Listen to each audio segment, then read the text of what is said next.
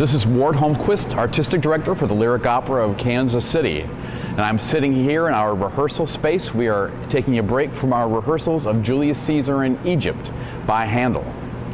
I'm really pleased to be able to invite you into our whole rehearsal setup and to show you a little bit of what it takes place prior to moving on stage and you coming and seeing one of our performances.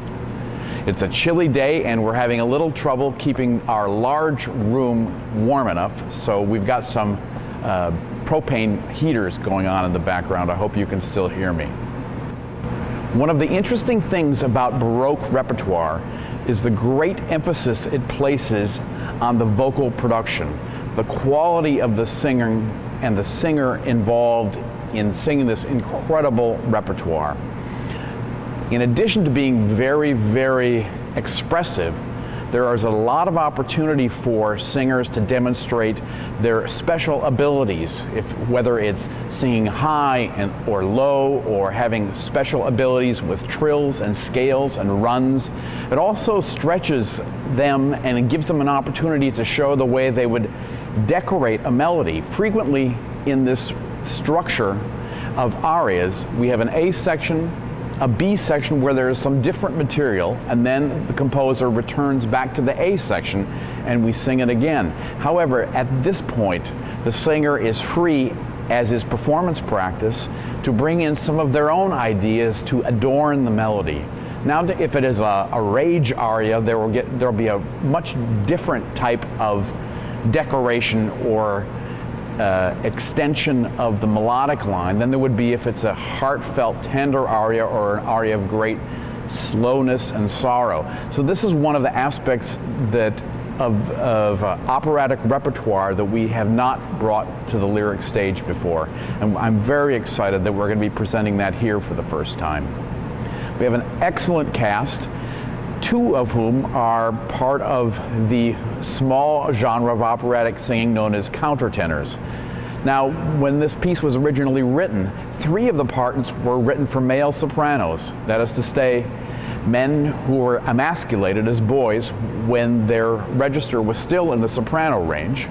And as they developed and grew up, the voice remained that way, and they continued to strengthen that. And they became some of the most celebrated operatic stars of the 18th century.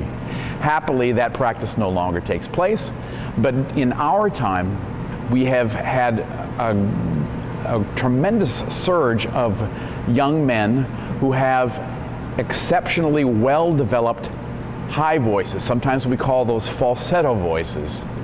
And they have strengthened this, and they have worked very hard in this repertoire in particular to distinguish themselves. People like David Daniels, who is making a huge international career for himself and also repopularizing this type of repertoire.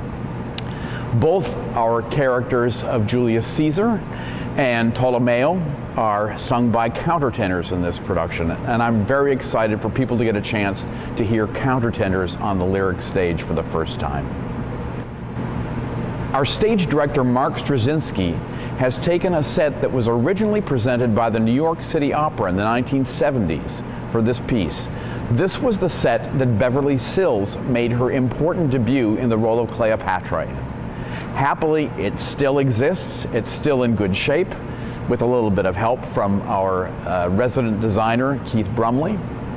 And Mark Straczynski has taken the concept of the physical production and melded it with his own idea for the costumes, which are being presented in the style of the HBO series Rome. We're very grateful that in addition to being excellent artists, the singers also have, shall we say, physical attributes that can withstand this sort of sometimes brief costuming. And we are rating this show as a PG-13, so we want people to understand that we are portraying the love relationship between Caesar and Cleopatra rather vividly. There are a lot more things about this production that I am very excited about, and I really hope that you're going to come and see us at the Lyric Theater and see one of these performances of Handel's greatest Baroque opera. If you'd like more information about our production, please feel free to come to kcopera.org, or if you want to get day-to-day briefs on some of the things that are going on in the rehearsals as we get ready for the opening performance, you can go to lyricblog.org. This is Ward Holmquist thanking you for your time. Please stop by and see Julius Caesar at the Lyric Theater.